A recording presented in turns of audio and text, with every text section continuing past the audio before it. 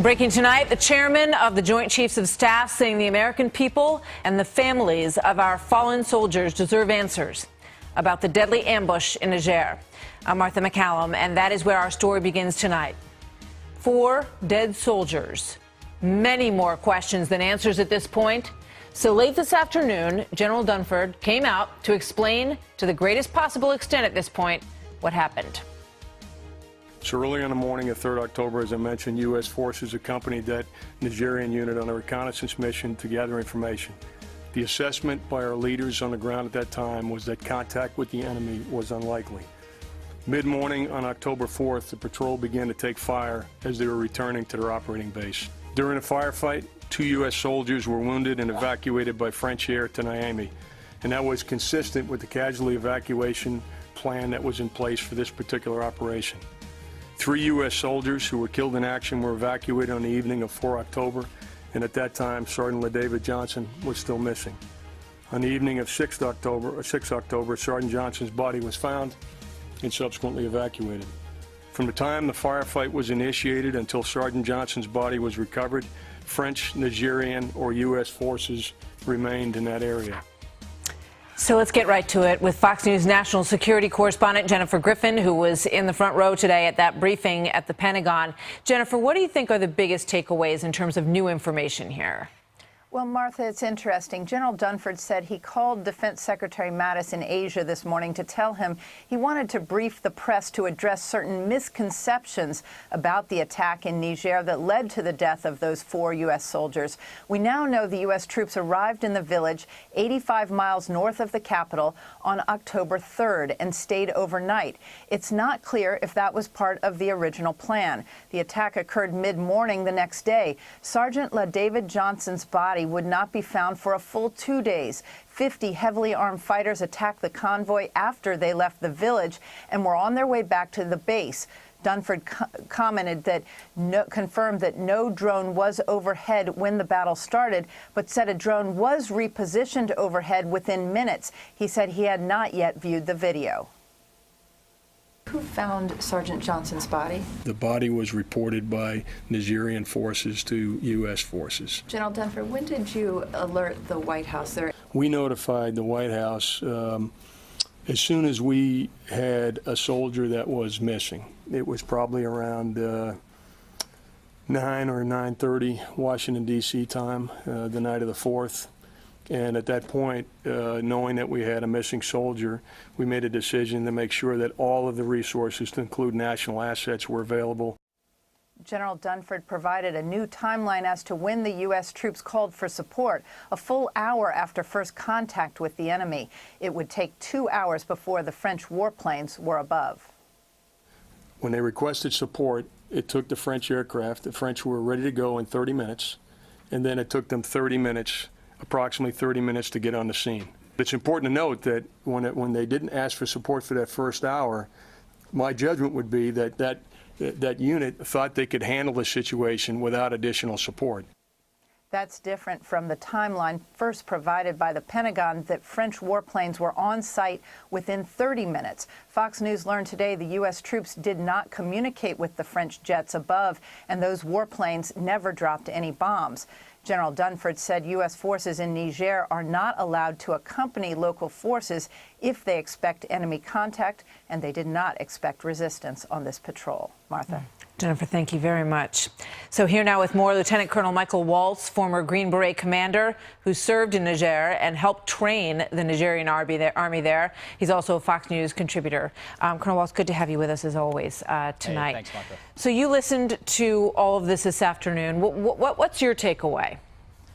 Well, my first takeaway was I think General Dunford wanted to come out and have this press conference because there's this growing chorus, which is frankly a little ridiculous in my view, that this is some type of covert war going on, that there's kind of shock and surprise that we have this type of presence in Africa.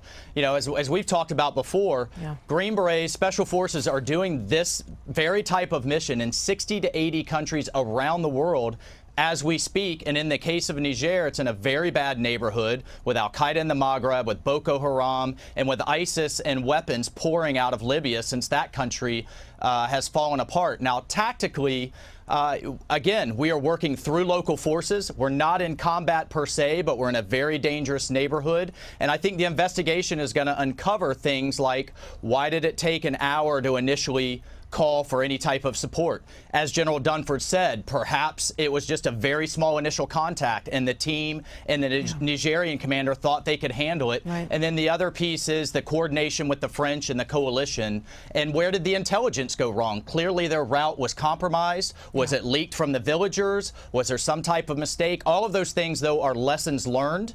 And those are things that we'll have to carry forward. These missions aren't going to stop. We're in a global war against terrorism. Absolutely. Let me ask you about this tweet by Representative Wilson, who's been at the center of so much of this controversy. She said Niger is at real Donald Trump's Benghazi. He needs to own it. Your thoughts on that?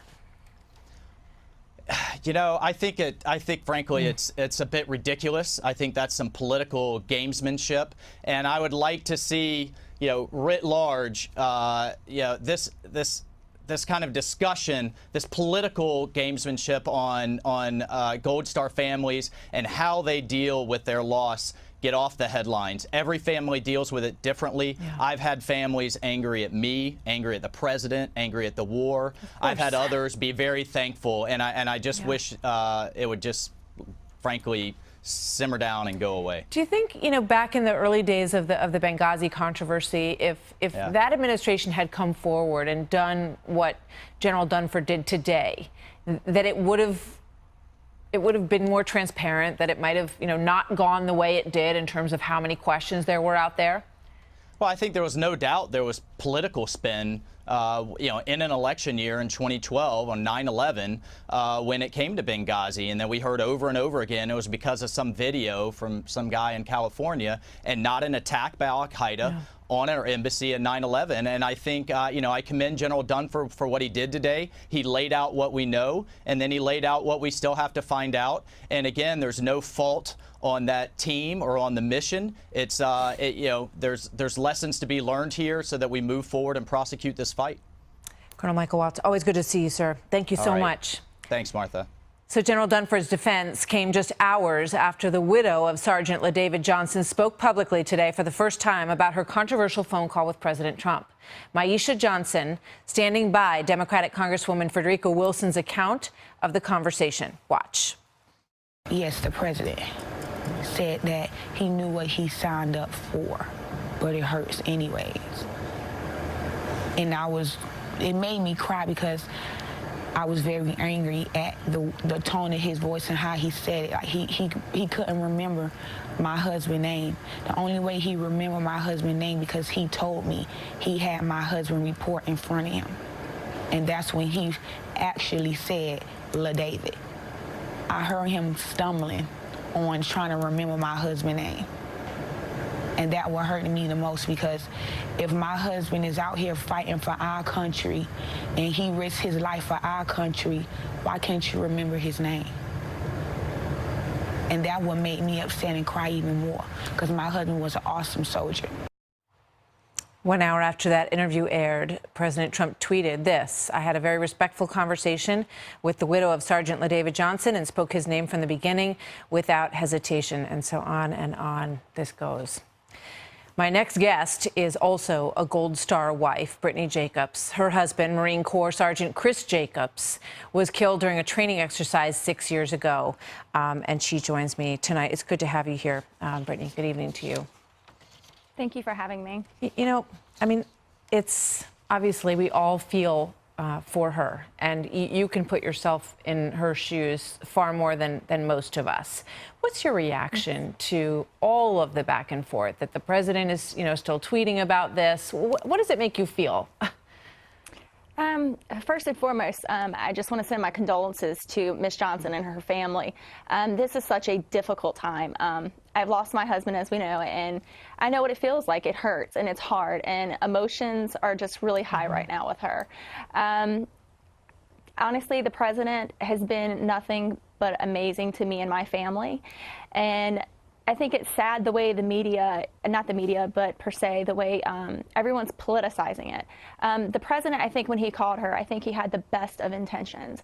I feel that no president would call a family member, especially as soon as they lost their loved one, and say, you know, anything that they think that would offend them or upset them.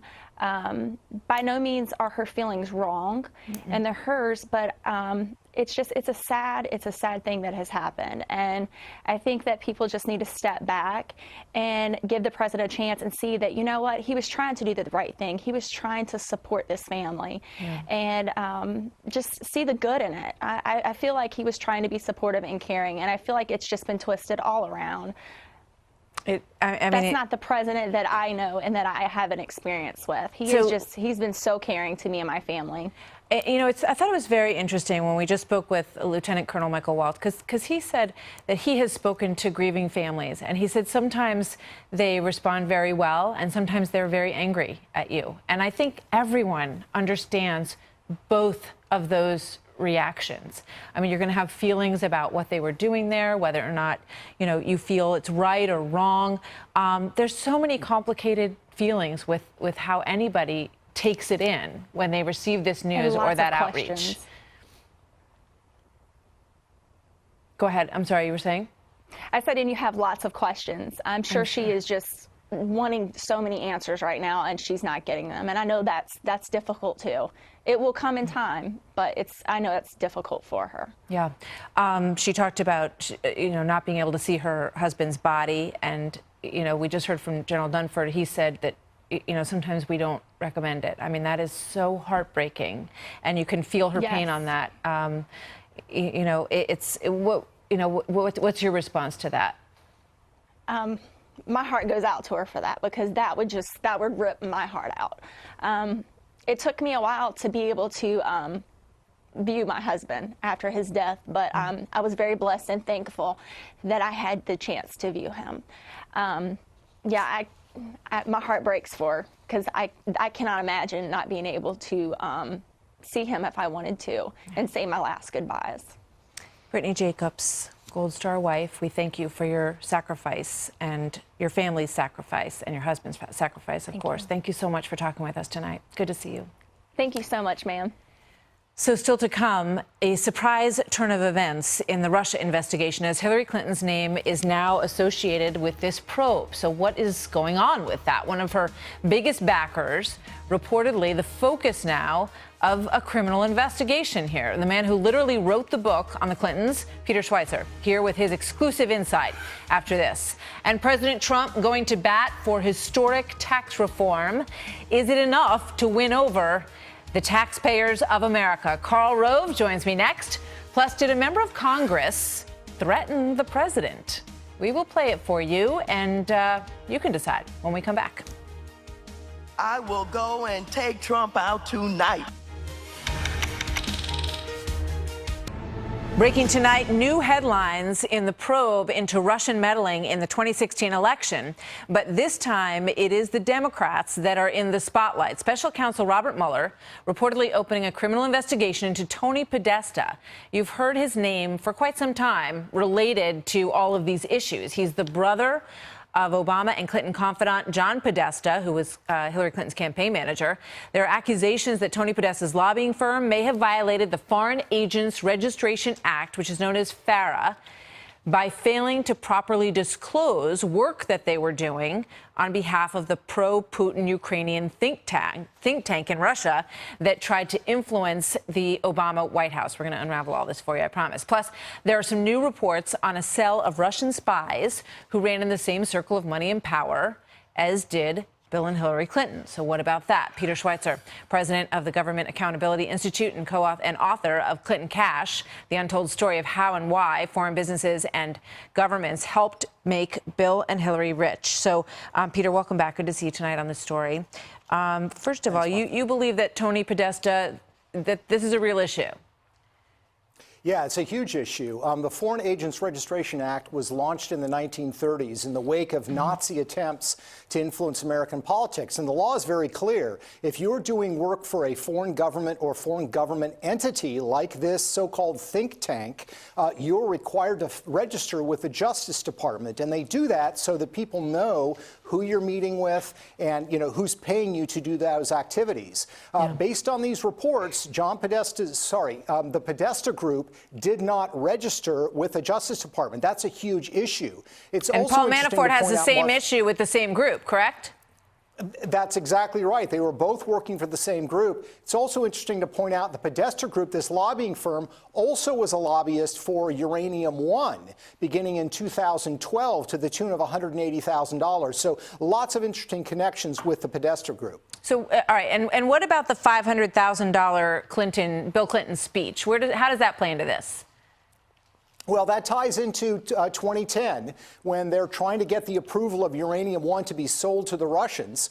Bill Clinton gives a $500,000 speech in Moscow, which is basically 3 times more than he had ever been paid to give a speech in Russia before. And the company that paid for that was an investment firm that, of course, was pushing Uranium One as an investment that people ought to invest in. So how does all this happen? Yeah, I'm sorry. But because I remember that, when Hillary Clinton became Secretary of State, the Obama administration was concerned about the Clinton Foundation and all their dealings and Bill's speeches and all of that, the former president's speeches.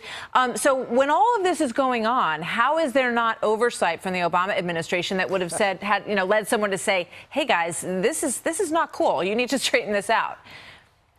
No, it's a great question, Martha. There was no oversight. And here's the thing. Both President Obama and John Kerry, when he was chairman of the Foreign Relations Committee at Hillary Clinton's confirmation hearings, they said you're required as a condition of being Secretary of State to disclose the flow of money. And in the Uranium One donations, they failed to do that. Millions of dollars they did not disclose. It only became exposed when we went through Canadian tax records. So a lot of evidence that there seemed to have been a cover-up to trying to prevent this money from being disclosed. I mean, it seems pretty simple in a way. If there's nothing there, then there was no reason not to go through the proper registration with FARA and to be transparent about it. If there's nothing to be cloudy about. I think that's Peter Schweitzer. I think that's exactly right. Thank you very much. As they used to say, if you don't have anything to hide, you don't have anything to hide. It seems that way, right?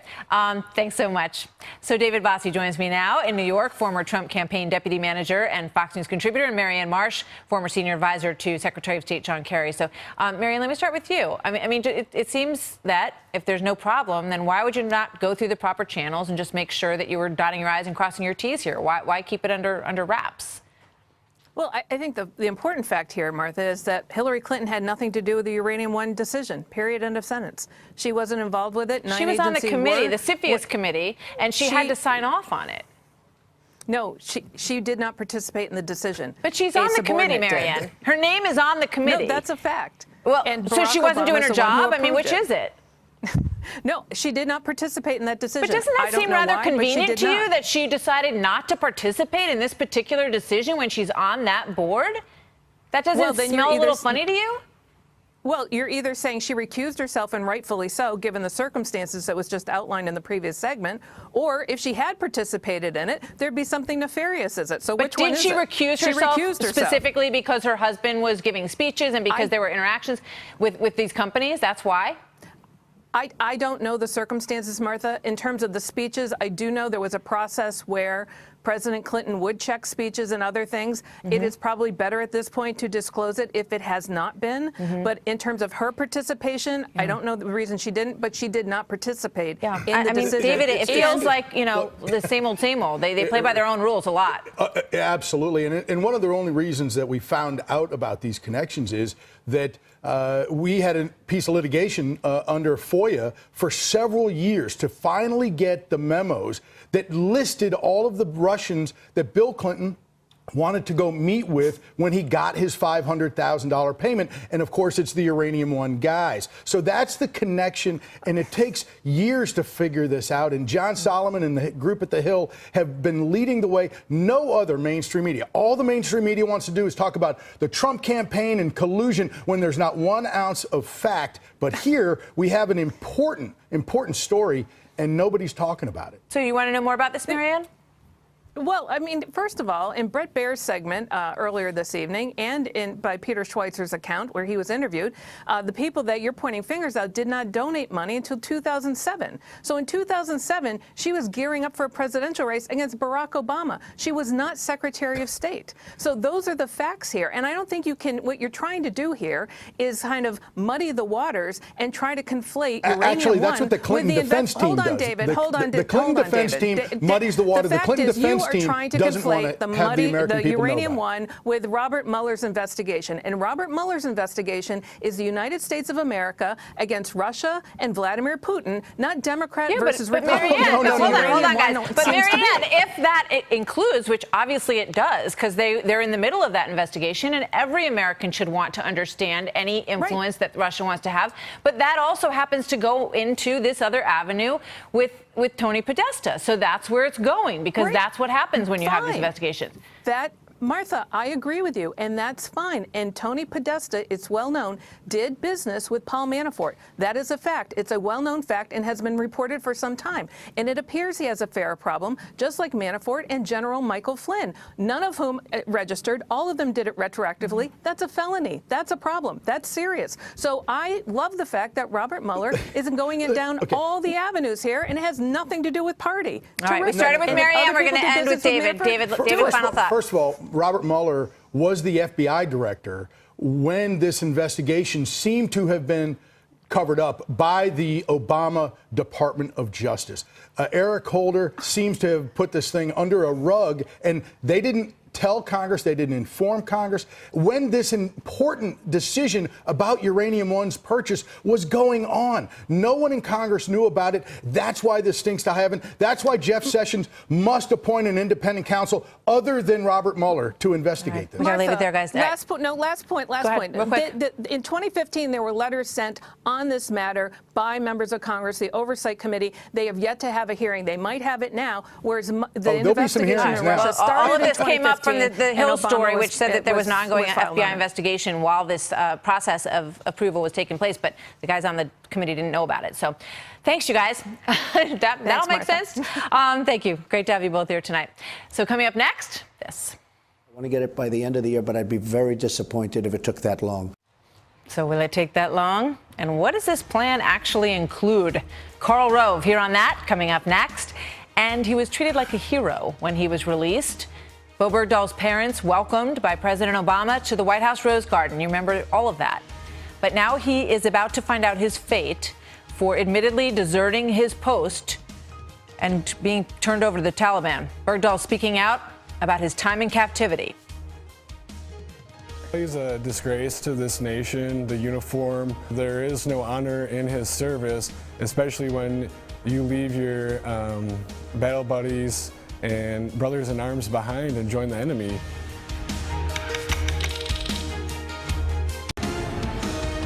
And I think we're going to get our taxes. I think it's going to be, well, hopefully before the end of the year, but maybe much sooner than that. You know, there's a great spirit for it. People want to see it, and I call it tax cuts. It is tax reform also, but I call it tax cuts. It'll be the biggest cuts ever in the history of this country. That was President Trump speaking exclusively with Fox Business Network's Maria Bartiromo, pushing full steam ahead to try to get the tax reform plan done. He calls it tax cuts, though, by the end of the year. The deadline's important so that the changes can be made for your 2017 return. There's a reason they want to get this done before the end of the year. So a lot of questions still remain about what is and is not in this plan, because no one's actually seen it yet, including new reports that it could put limits on retirement contributions. President Trump quickly shooting that down on Twitter, saying, quote, "There will be no change to your 401k. This has always been a great and popular middle-class tax break that works, and it stays." Here now, Karl Rove, former Deputy Chief of Staff to President George W. Bush and a Fox News contributor. Good evening to you, Karl. Good to see you. Good evening. So Mitch McConnell wouldn't really commit on the question of the 401k and whether or not the question is how much you can deduct tax-free of the money that you put into your 401k. So is that flexible, or do you think, do you stick with the president on that? I think the president was pretty declarative about it, and let's explain why they were trying to do that. your contributions to your IRA or 401k, you pay the tax when you retire and take the money out. So it's tax. It reduces your adjustable gross income on the front end, and you then, because it's tax deductible, and then you pay the tax when you retire, decades from now. The Roth IRA, you pay the tax when you put the money in and you take it out tax-free. So if suddenly they reduce the amount of money you can put into an IRA or a 401k, it will encourage more people to get a Roth IRA and pay the tax up front rather than a couple of decades from now. So this was an accounting gimmick, if you will, to take those taxes that would be paid in the future and pull them forward, thereby reducing the amount of that this would add to the deficit. So the president was pretty clear, let's not monkey around with it, boys and girls, so we end up with something like that. Leave it alone and figure out some other way if you want to reduce the size of the deficit that occurs as a result of this. I mean, that's what it all comes down to. And clearly for Paul Ryan, who's trying to figure out the numbers and how much revenue they need, so and therefore how many tax cuts they can put into this plan, and he's kind of riding those numbers and trying to make sure that they work. And there's also this possibility that they may maintain the top, the millionaire tax bracket at 39.6%, or it might even go higher than that. What do you think about that? Well, first of all, I'm not certain that this idea on the 401ks came from the House Ways and Means Committee or the Speaker of the House. We don't know where it came from. Nobody's fingerprints were on it, and the president was wise to quickly kill it so we don't spend more time on it. But look, they have a lot of work to do on this. And this top bracket question is going to be an important question. I don't think there's any likelihood that they're going to lower the top bracket. I also don't think there's as very much likelihood that they're going to raise it. What they may do is simply leave it where it is and realize that the top rate is going to be at 39.5, and there's going to be essentially no tax break for people at the very top. All right. In terms of what we saw over the weekend, the hurricane relief moment, which was really special. I mean, seeing 5 living presidents up on that stage and all pulling together. And it's interesting, the sort of, buddy moments that we have seen emerging. And I think that everybody's, the people who are in this club, it's the most exclusive club in the world, and they are in it. So I just want to show a couple seconds of this moment between President Bush and President Obama, which is getting a lot of attention today. Watch. Disaster, but can be a new beginning if we just do what we ought to do and prove that the heart of America, without regard to race or religion or political party. So you saw that little, it's like boys in the back of the classroom, snicker, snicker, and they look at each other. And I don't know if it was something that was happening in the front row, because they both seemed to be sort of looking out, or whether it was something, going on with Bill Clinton. What do you think, Karl Rove? Well, Martha, I'm sorry, but it's not what I think. I know. I saw that same moment, and it wasn't a snicker. It was a giggle on the part of President Obama. President Bush ducked behind President Clinton, said something. President Obama began to giggle. I actually have, there's a report, you may not know this, but there are, the activities of the former presidents are carefully cataloged by intelligence agencies, and there's a top secret report out on the College Station 5 Presidents meeting on Saturday. It's, as you can see, it's got the, but it's also, it's very secret. It's code word, ha, ha, ha. So I'm sorry, I would like to share with you what that joke was, but Good thing you have that top ha, ha, ha security clearance, and you got to see it. Exactly. Karl, thank you. It was actually a pretty good joke. It was a very funny joke, and it only took 3 words. And you won't tell us what the 3 words were? No, I'm not going to. I'm sorry. I'd be breaking the, Here's the three, bond of 3 words. Goodbye, Karl. Top secret. Top secret. Thanks, Karl. Always good to see you. See you next time. All right. So when we come back tonight, remember this? He served the United States with honor and distinction. But Sergeant Bo Bergdahl pled guilty to deserting his post and to running. And he is on the verge of finding out his fate for betraying his comrades and putting some of them in danger. He is talking about his time in captivity now. Lieutenant Colonel Tony Schaefer played a role in getting Bergdahl home safely. His unique take is next.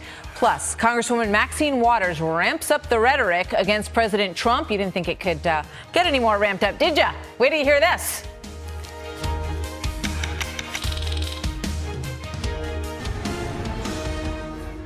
To Developing tonight, a delay today in the sentencing for Bo Bergdahl, who faces up to life in prison for pleading guilty to deserting his post in Afghanistan back in 2009. Court proceedings resume on Wednesday. Tonight, Bergdahl is speaking out, though, about his life outside of captivity, telling the Sunday Times, quote, "At least the Taliban were honest enough to say, I'm the guy who's going to cut your throat. Here, it could be the guy I pass in the corridor who's going to sign the paper that sends me away for life." Lieutenant Colonel Tony Shaffer played a role in getting Bergdahl home safely. He is also a CIA-trained intel operative and senior fellow at the London Center for Policy Research. Colonel, good to see you tonight. Thanks. What's your reaction to what he said? Well, first, look, the bottom line is the Article 99 charge is being, shown to be clearer every day. He is still a uniformed member of the military. Martha, what he's saying is giving aid and comfort to the Taliban. Think about this. A uniformed soldier of the U.S. Army is saying derogatory terms about his own service. You don't have to be in Afghanistan to be helping the Taliban like he did by walking away. Let's revisit everything that's happened. By the way, Fox News, Catherine Herridge reported all this in great detail way ahead of the curve 2 years ago. He abandoned his post. A great deal of effort was expended to try to recover him. Men were killed and injured badly in the process of trying to do this. We're talking about upwards of between 7 to 10 dead.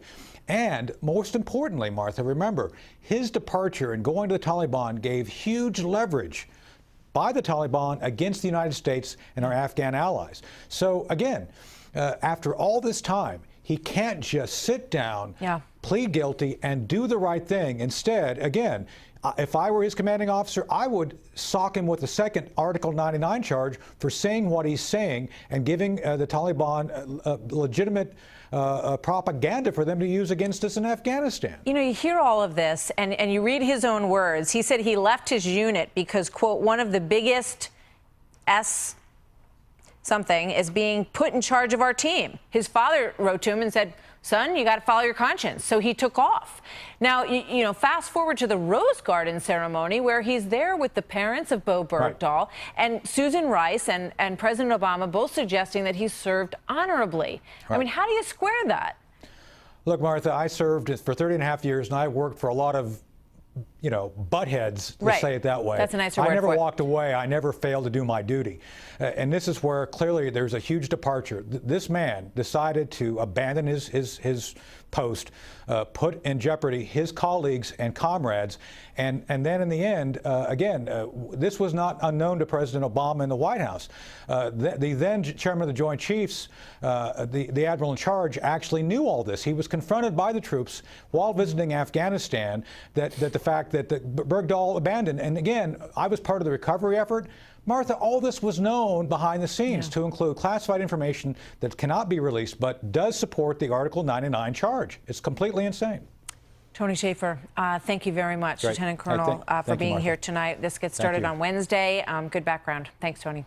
Thank you. So coming up next, some ugly rhetoric, and when you thought it couldn't get any worse, it appears to be. I will go and take Trump out tonight. That was received with a huge applause in that crowd. Did California Democrat Maxine Waters go too far in criticizing President Trump? Ben Shapiro and Richard Fowler on that, and another case of a curious cartoon in the Berkeley newspaper when we come back.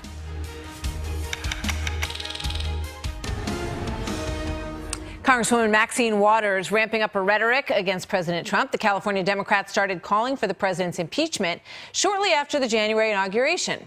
Watch. Republicans should step up to the plate and confront the fact that this president appears to be unstable. When is the black community going to say, yeah, impeach him? It's time to go after him. I don't hear you. I've said over and over again, I think he's the most deplorable person I've ever met in my life. But this time, some say that Waters may have taken it too far. Listen to what she said at a recent New York gala. I am sitting here listening, watching, absorbing, thinking about Ali, even though I never met him. And with this kind of inspiration, I will go and take Trump out tonight.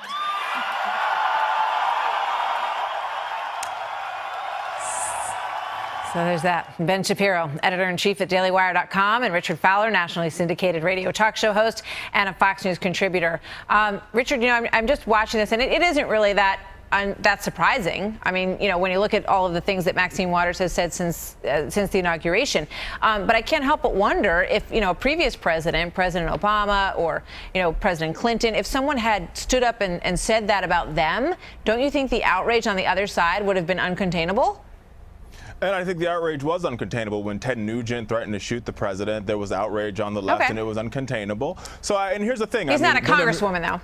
No, I mean, I get that, and I don't think that she was threatening to kill the president in this particular soundbite. I think that some from the right have sort of made this ideal that she's trying to threaten to kill him, and I don't think that's what she's saying here. I think she's saying, I'll go take him out, just like somebody like the president would say, I'm going to go take out Hillary Clinton and beat her in the next election, right? It's a very tongue-in-cheek saying. I mean, she's been in Congress since 1991. Nobody believes that she's going to go to the White House and try to physically harm the president in any way. All right, I got you. So you're joke. saying that the rhetoric has devolved so dramatically on all sides that this is just sort of the way we talk now. Ben, what do you think? I think there's some truth to that. I think this is a pretty outstanding example of just how far the rhetoric has devolved. I mean, Maxine Waters has been saying pretty inflammatory things her entire career. There's a woman who once said that the LA riots were really an LA uprising. She's used charged language for 20-odd years. She's one of the most corrupt members of Congress. I don't think anyone's particularly surprised by this, but the shouting and cheering for the idea that I'm going to take him out tonight, it's the word tonight that really adds that extra flavor there. It's not just I'm going to take him out in 2018 or 2020. It's we're going to take him out tonight that I think everyone's upset about, and sort of rightfully so. All right, let me ask you. Go ahead, real quick, Richard. Just one thing I want to say. I mean, is the president's rhetoric is almost just as bad. He said he could shoot somebody on Fifth Avenue and still be elected president of the United States, right? So his rhetoric is just as bad. So I mean, I think to sit here and to criticize Congresswoman Waters, we should also be criticizing the president for using the same type of rhetoric. Well, we said, is that where we are, and has the conversation devolved to such an extent that we just sort of take this as no big deal.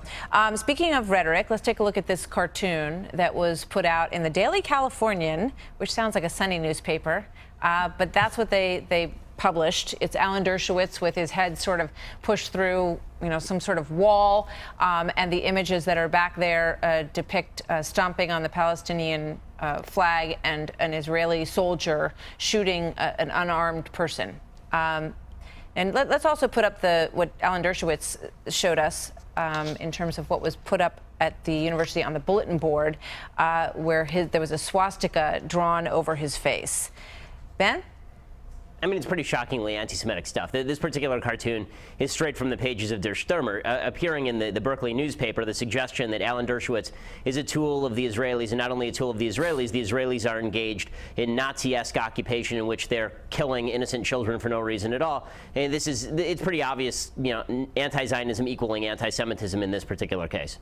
Let's put up a quote from an interview that you guys did at thedailywire.com with Alan Dershowitz, and he points out, he says, irony is too kind of word. It's hypocrisy. And remember, this is a reaction to a speech in which I said that I support a Palestinian state.